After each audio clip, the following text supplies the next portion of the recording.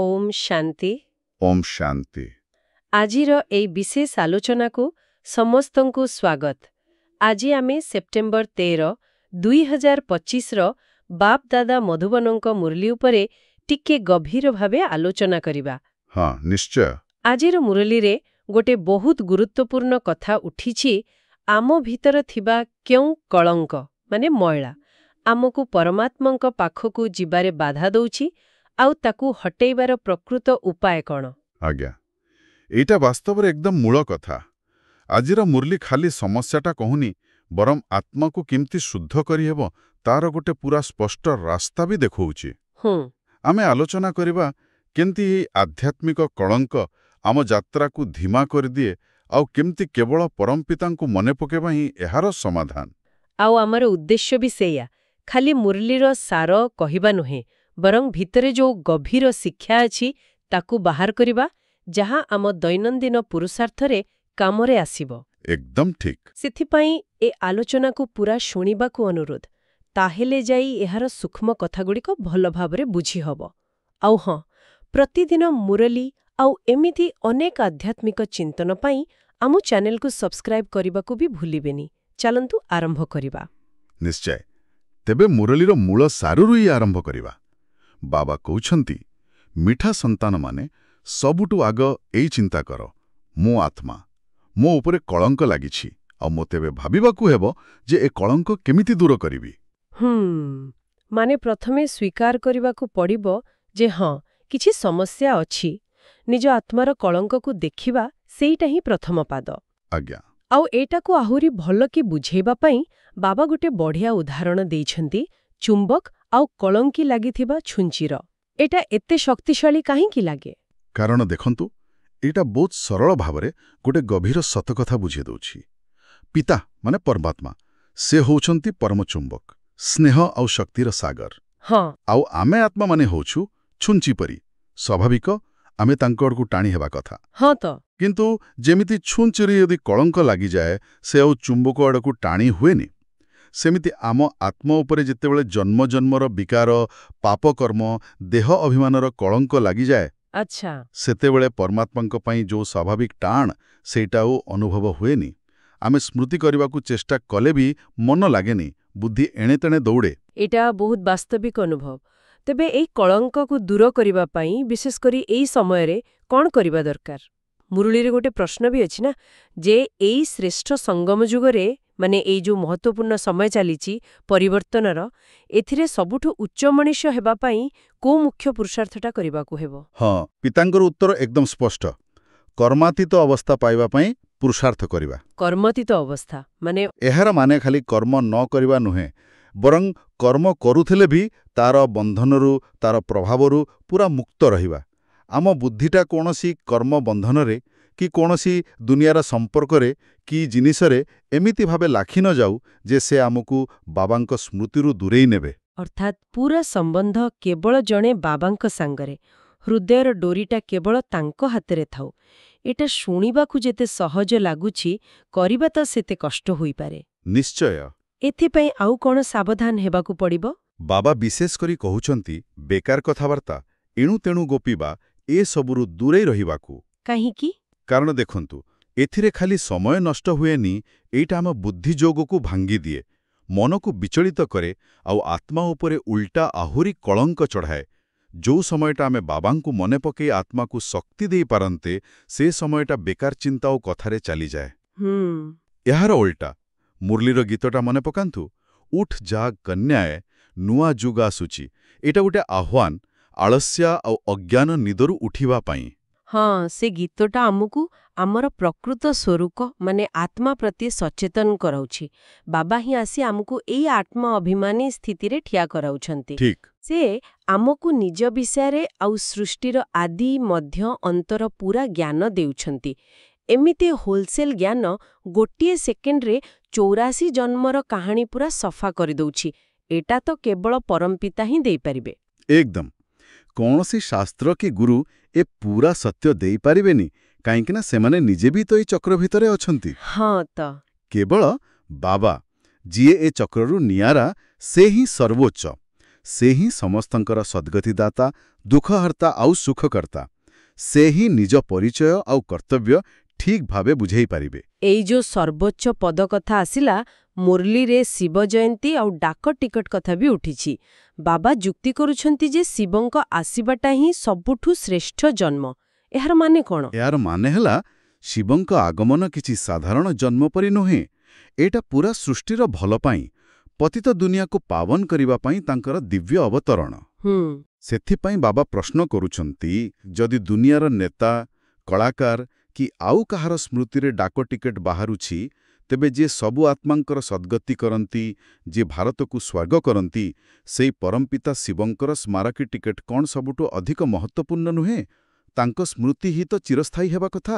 ଏଟା ବାସ୍ତବିକ ଚିନ୍ତା କରିବା କଥା। ଏପରିକି ଶିବ ମନ୍ଦିର ସବୁ ଦେଖିବେ, ସାଧାରଣତଃ ଟିକେ ଉଚ୍ଚା ଜାଗାରେ ତିଆରି ହୁଏ, ଯେମିତି ତାଙ୍କର ସର୍ବୋଚ୍ଚ ସ୍ଥିତିକୁ ଦେଖାଏ।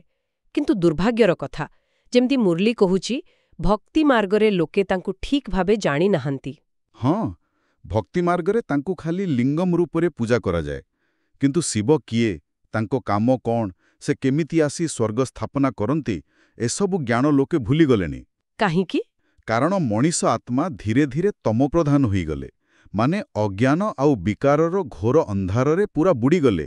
ଏମିତି ଅବସ୍ଥାରେ ସେମାନେ ନିଜ ବାପାଙ୍କୁ ବି ଚିହ୍ନି ପାରୁନାହାନ୍ତି। ମୁରଲୀରେ ଏଇ ତମୋପ୍ରଧାନ ଅବସ୍ଥାର ଆଉ ଗୋଟେ ଲକ୍ଷଣ କୁହାଯାଇଛି ଦ୍ୱୈତ, ହିଂସା। ଏଇଟା କ'ଣ? ବାବା କହୁଛନ୍ତି, ଆଜିକାଲି ଦୁଇ ପ୍ରକାର ହିଂସା ବହୁତ ବଢ଼ିଯାଇଛି।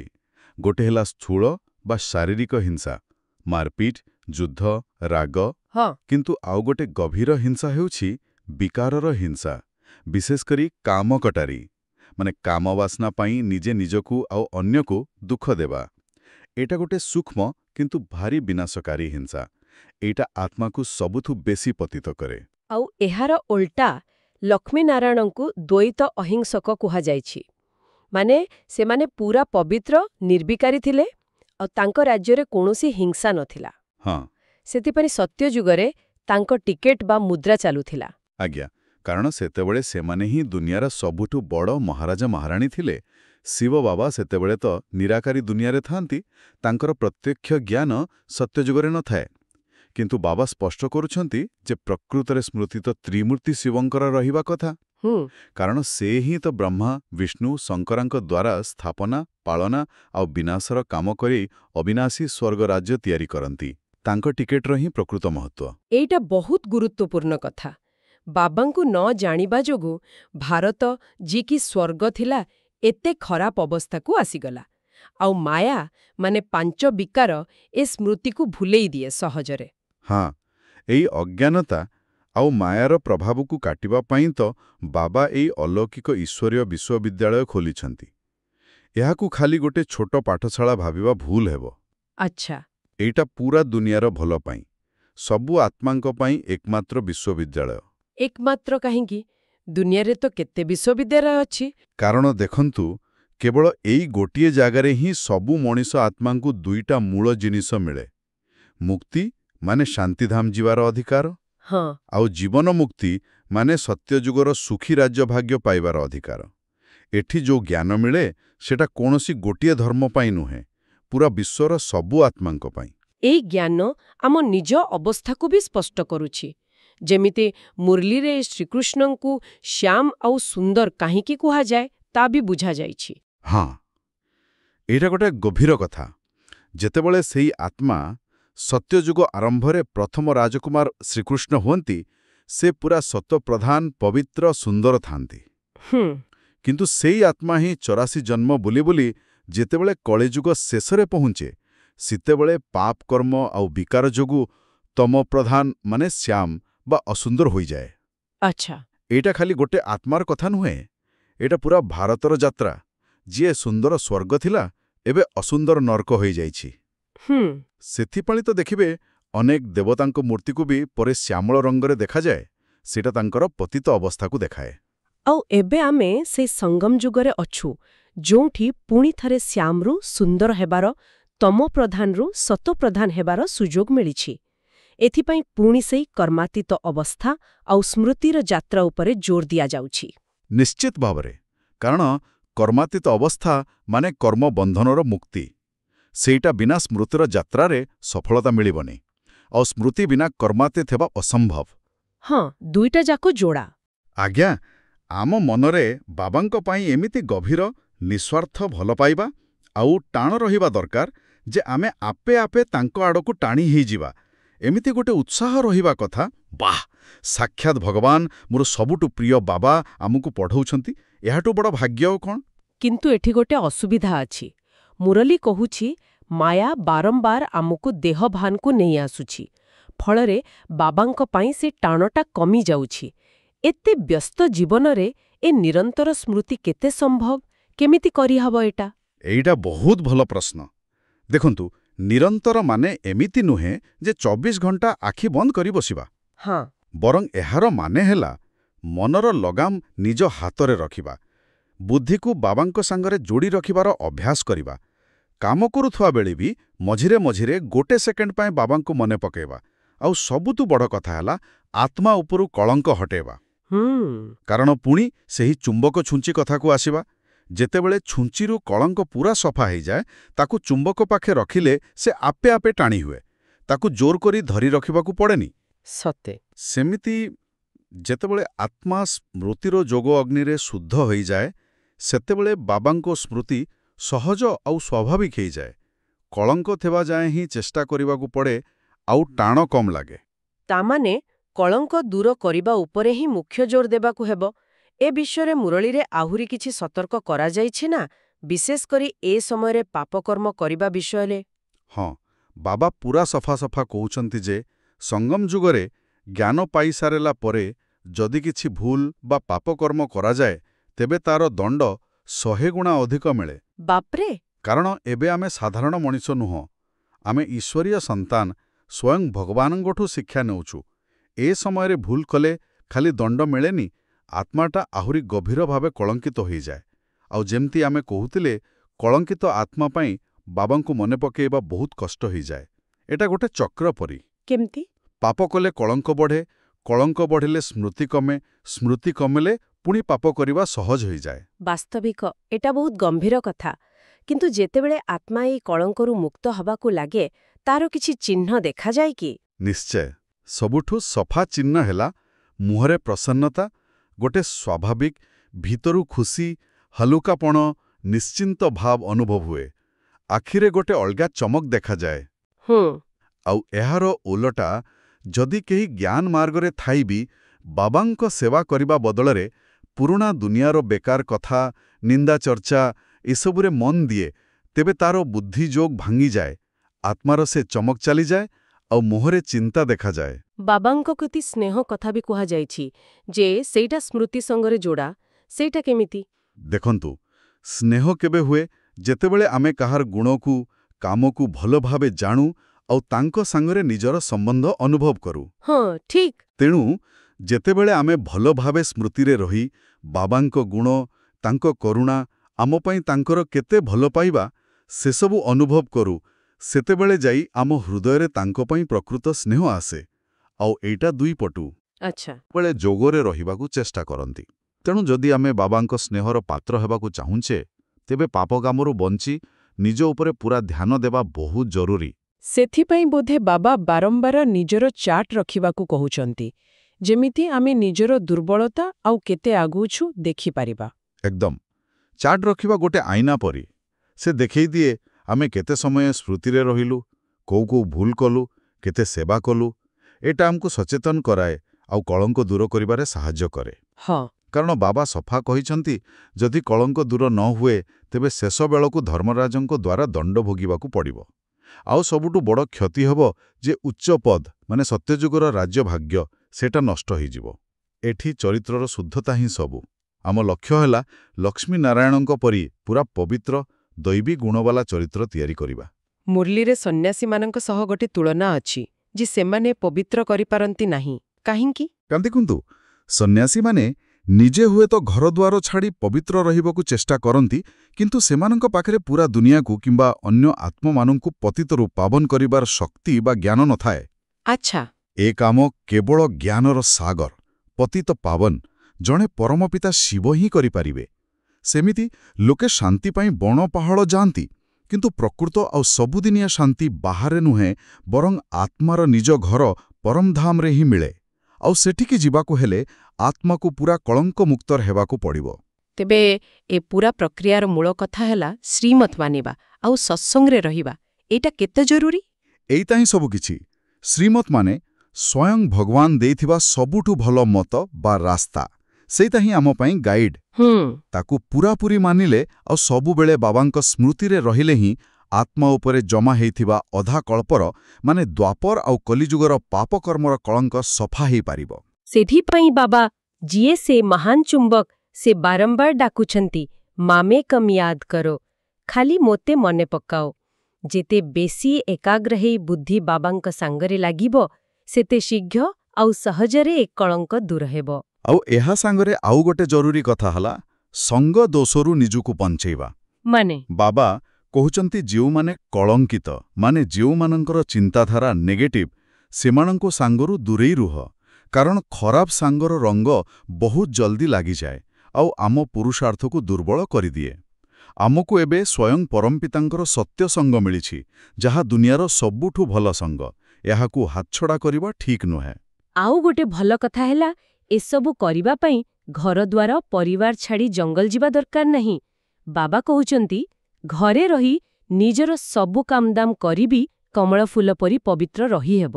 ହଁ, କେବଳ ବୁଦ୍ଧି ଯୋଗଟା ବାବାଙ୍କ ସାଙ୍ଗର ଯୋଡ଼ି ରଖିବାକୁ ପଡ଼ିବ। ତାହେଲେ ସଫଳତା କେମିତି ମିଳିବ? ପୁରା ସଫଳତା ନିର୍ଭର କରୁଛି ଦୁଇଟା ଜିନିଷ ଉପରେ। ଏଇ ଈଶ୍ୱରୀୟ ଜ୍ଞାନର ନିୟମିତ ପାଠ ପଢ଼ିବା ଆଉ ଶ୍ରୀମତକୁ ଠିକ୍ ଭାବେ ପାଳନ କରିବା। ଯଦି ବୁଦ୍ଧି ବାରମ୍ବାର ବାହାରକୁ ଯାଉଛି, ଦୁନିଆର ଆକର୍ଷଣ, ଲୋକ କି ଜିନିଷରେ ଲାଗୁଛି, ତେବେ ବୁଝିବାକୁ ହେବ ଯେ ଆତ୍ମା ପୁଣି କଳଙ୍କିତ ହେଉଛି। ଆଉ ଗୋଟେ କଥା ମନେ ରଖିବାକୁ ହେବ, ଯେତେବେଳେ ଆମ ନିଜ ଆତ୍ମାର କଳଙ୍କ ସଫା ହେବ, ଆମେ ଶକ୍ତିଶାଳୀ ହେବା, ସେତେବେଳେ ଯାଇ ଆମ ମୁହଁରୁ ବାହାରୁଥିବା ଜ୍ଞାନ କଥା ଅନ୍ୟକୁ ଛୁଇଁବ। କଳଙ୍କିତ ଆତ୍ମାର କଥାରେ ସେ ଶକ୍ତି ନଥାଏ। ତାହେଲେ ପ୍ରତି ମୁହୂର୍ତ୍ତରେ ନିଜ ଚରିତ୍ର ଆଉ ସଂକଳ୍ପକୁ ଦେଖିବାକୁ ହେବ। ପ୍ରତିଟି ସାଧାରଣ କାମ କଲାବେଳେ, ରୋଷେଇ କଲାବେଳେ, ଯିବା ଆସିବା କଲାବେଳେ, ଅଫିସ୍ କାମ କଲାବେଳେ ମଝିରେ ମଝିରେ ସ୍ମୃତିର ଅଭ୍ୟାସ କରିବା। ଆଉ ବେକାର ଗପ, ପରଚର୍ଚ୍ଚା, ନିନ୍ଦାରୁ ପୁରା ଦୂରେଇ ରହିବା। ହଁ, କାରଣ ଏଇଟା ଆତ୍ମାକୁ ଖାଲି କଳଙ୍କିତ କରେନି, ଆମର ବହୁମୂଲ୍ୟ ସମୟ ଆଉ ଶକ୍ତି ବି ନଷ୍ଟ କରେ। ଠିକ୍ କହିଲେ। ତେବେ ଏ ପୂରା ଆଲୋଚନାର ସାରକୁ ଯଦି ଆମେ ଦୈନନ୍ଦିନ ଜୀବନରେ ଧାରଣା କରିବା ପାଇଁ କିଛି ମୁଖ୍ୟ ପଏଣ୍ଟର ଦେଖିବା। ହଁ, ସେଇଟା ଭଲ ହେବ। ପ୍ରଥମ କଥା, ଯେମିତି ବାବା ଆମ ସମସ୍ତଙ୍କ ଉପରେ ଦୟା କରନ୍ତି, ସେମିତି ଆମକୁ ନିଜ ଉପରେ ଆଉ ଅନ୍ୟମାନଙ୍କ ଉପରେ ବି ଦୟାର ଭାବ ରଖିବାକୁ ହେବ। ନିଜକୁ କଷ୍ଟ ଦେବା କି ଅନ୍ୟକୁ ଦୁଃଖ ଦେବା ଭଳି କାମରୁ ବଞ୍ଚିବା। ହଁ, ଆଉ ଦ୍ୱିତୀୟତଃ ଏହି ଈଶ୍ୱରୀୟ ପାଠପଢ଼ା ଆଉ ଶ୍ରୀମତ୍ ପାଳନ ପ୍ରତି ପୁରା ନିଷ୍ଠା ଆଉ ଧ୍ୟାନ ଦେବା। ଖାଲି ଶୁଣିଲେ ହବନି, ତାକୁ ଜୀବନରେ ଆପଣେଇ ନିଜ ଚରିତ୍ରକୁ ସବୁବେଳେ ଭଲ କରିବାକୁ ଚେଷ୍ଟା କରିବା। ଠିକ୍। ତୃତୀୟରେ, ଯେକୌଣସି ପରିସ୍ଥିତି ହେଉ, ବେକାର କଥାବାର୍ତ୍ତା କି ଚିନ୍ତା କରି ବାବାଙ୍କଠୁ ନିଜ ବୁଦ୍ଧିଯୋଗ ଭାଙ୍ଗିବା ନାହିଁ। ଆଉ ସବୁଠୁ ଜରୁରୀ, ଜାଣିଶୁଣି କୌଣସି ପାପକର୍ମ ନ କରିବାକୁ ପକ୍କା ସଂକଳ୍ପ କରିବା। ଆଉ ଚତୁର୍ଥ ହେଲା ସବୁବେଳେ ସ୍ମୃତିର ଅଭ୍ୟାସ ଦ୍ୱାରା ହିଁ ଆତ୍ମାର କଳଙ୍କ ଦୂର ହେବ, ଏ ବିଶ୍ୱାସ ରଖି ଯେତେ ସମ୍ଭବ ଯୋଗରେ ରହିବା। ବହୁତ ସ୍ପଷ୍ଟ ଆଉ ବଢ଼ିଆ ସାରାଂଶ। ଏବେ ଆସନ୍ତୁ ଆଜିର ବରଦାନ ଦେଖିବା। ବରଦାନଟା ବହୁତ ଭଲ ଲାଗିଲା। ଅନୁର୍ବର ଭୂମିରେ ମଧ୍ୟ ଫଳ ଉତ୍ପନ୍ନ କରିବାର ଦୃଢ଼ ସଂକଳ୍ପ ରଖି ସଫଳତା ମୂର୍ତ୍ତ ହୁଅ। ଏଇଟା ଶୁଣିବାକୁ ଟିକେ ଅସମ୍ଭବ ଲାଗୁଛି। ଟେକ୍ନୋଲୋଜି ବଳରେ ମରୁଭୂମିରେ ବି କିଛି ଫଳେଇବାକୁ ଚେଷ୍ଟା କରନ୍ତି। ହଁ, ସେମିତି ଆମକୁ ବି ନିଜର ପକ୍କା ସଂକଳ୍ପ ଆଉ ବାବାଙ୍କ ପାଇଁ ଥିବା ଭଲ ପାଇବାର ଶକ୍ତି ବଳରେ ଯେତେ କଠିନ ପରିସ୍ଥିତି ହେଉ କି ନେଗେଟିଭ୍ ମାହୋଲ ହେଉ, ସେଥିରେ ବି ସଫଳ ହେବାର ଲକ୍ଷ୍ୟ ରଖିବାକୁ ହେବ। ଆଚ୍ଛା। କୌଣସି ଆତ୍ମା ଯେତେ ବି ନିରାଶ କି ପତିତ ହେଇଥାଉ ନା କାହିଁକି, ଆମର ଭଲ ଭାବନା, ସ୍ନେହ ଆଉ ଶାନ୍ତିର ଶକ୍ତି ଦ୍ୱାରା ଆମେ ତା ଭିତରେ ବି ଆଶାର ଦୀପ ଜଳାଇ ପାରିବା। ଯେତେବେଳେ ଆମେ ସାହସ କରି ଆଗକୁ ବଢ଼ୁ, ସେତେବେଳେ ବାବାଙ୍କ ସାହାଯ୍ୟ ବି ନିଶ୍ଚୟ ମିଳେ। ଏଇଟା ହିଁ ସଫଳତା ମୂର୍ତ୍ତ ହେବା। ବାଃ, ଏଇଟା ବାସ୍ତବରେ ମନକୁ ବହୁତ ବଳ ଦେଉଛି ଯେ ଆମ ସଂକଳ୍ପରେ କେତେ ଶକ୍ତି ଅଛି। ଆଉ ଆଜିର ସ୍ଲୋଗାନ ମଧ୍ୟ ସେମିତି ବହୁତ ଶକ୍ତିଶାଳୀ। ନିଜକୁ ସର୍ବଦା ଭଗବାନଙ୍କର ମୂଲ୍ୟବାନ ସମ୍ପତ୍ତି ମନେକରି ଚାଲିଲେ କର୍ମରେ ଆଧ୍ୟାତ୍ମିକତା ଆସିବ। ହଁ, ଏହାର ଅର୍ଥ ହେଲା ଯେତେବେଳେ ଆମେ ନିଜକୁ ଖାଲି ଗୋଟେ ସାଧାରଣ ଦେହଧାରୀ ମଣିଷ ନ ଭାବି ସ୍ୱୟଂ ଭଗବାନଙ୍କର ବହୁତ ପ୍ରିୟ ଅମୂଲ୍ୟ ସନ୍ତାନ ବା ରତ୍ନ ବୋଲି ଭାବିବା, ସେତେବେଳେ ଆମର ପ୍ରତିଟି ଚିନ୍ତା, କଥା ଆଉ କାମରେ ଆପେ ଆପେ ଗୋଟେ ଶ୍ରେଷ୍ଠତା, ଗୋଟେ ଗାରିମା, ଗୋଟେ ଆଧ୍ୟାତ୍ମିକ ଛୁଆଁ ଆସିଯିବ। ଆମେ ସହଜରେ କୌଣସି ଖରାପ, ବେକାର କି ପାପକର୍ମ କରିପାରିବା ନାହିଁ, କାରଣ ଆମେ ନିଜର ମୂଲ୍ୟକୁ ଚିହ୍ନିଯିବା। ଏବଂ ଶେଷରେ ଆଜିର ଅବ୍ୟକ୍ତ ସଂକେତ କ'ଣ କହୁଛି? ଅବ୍ୟକ୍ତ ସଂକେତ କହୁଛି, ଏବେ ସମୟ ହେଉଛି ନିଜ ଭିତରେ ପରମାତ୍ମା ପ୍ରେମର ନିଆଁକୁ ଏତେ ଜୋରରେ ଜଳିବାର, ଯେମିତି ଆମ ଯୋଗ ଗୋଟେ ଜ୍ୱାଳାମୁଖୀ ପରି ଶକ୍ତିଶାଳୀ ହେଇଯିବ ଆଉ ସବୁ ବିକାର, ସବୁ କଳଙ୍କକୁ ପୋଡ଼ି ପାଉଁଶ କରିଦେବ। ବାଃ! ଆଉ ଏହା ସହିତ ସାରଥୀ ହେବାର ଗଭୀର ଅର୍ଥ ବି ବୁଝାଯାଇଛି। ପ୍ରତ୍ୟେକ ଆତ୍ମା ଏହି ଶରୀର ରୂପକ ରଥର ମାଲିକ ଆଉ ସାରଥୀ। ସାରଥୀ ହେବା ମାନେ ପୁରା ଆତ୍ମ ଅଭିମାନୀ ସ୍ଥିତିରେ ରହି ଏହି ଶରୀରକୁ ଚଳେଇବା। ବ୍ରହ୍ମା ବାବା ତ ଏହାର ସବୁଠୁ ବଡ଼ ଉଦାହରଣ। ଏମିତି ଅଭ୍ୟାସ କରି ନମ୍ବର 1 ହେଲେ। ହଁ, ପିତା ଶିବ ବି ଯେତେବେଳେ ବ୍ରହ୍ମାଙ୍କ ଶରୀରରେ ଆସନ୍ତି, ସେ ସାରଥୀ ହୁଅନ୍ତି।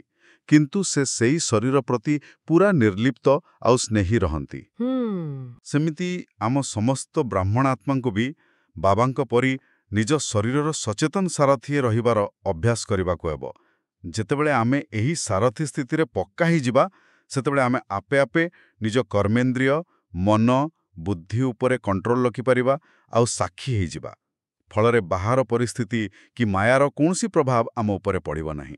ବାସ୍ତବରେ ବହୁତ ଗଭୀର ଆଉ ଶକ୍ତିଶାଳୀ ଶିକ୍ଷା।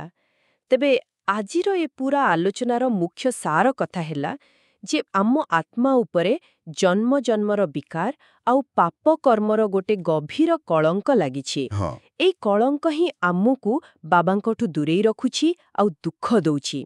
ଆଉ ଏହାକୁ କେବଳ ପରମପିତା ଶିବଙ୍କୁ ନିରନ୍ତର ଭଲ ପାଇ ମନେ ପକେଇବା ଦ୍ୱାରା ଆଉ ତାଙ୍କ ଦେଇଥିବା ଶ୍ରୀମତକୁ ପୂରାପୂରି ମାନିବା ଦ୍ୱାରା ହିଁ ସମ୍ପୂର୍ଣ୍ଣ ଭାବେ ଦୂର କରାଯାଇପାରିବ। ଏକଦମ ଠିକ୍।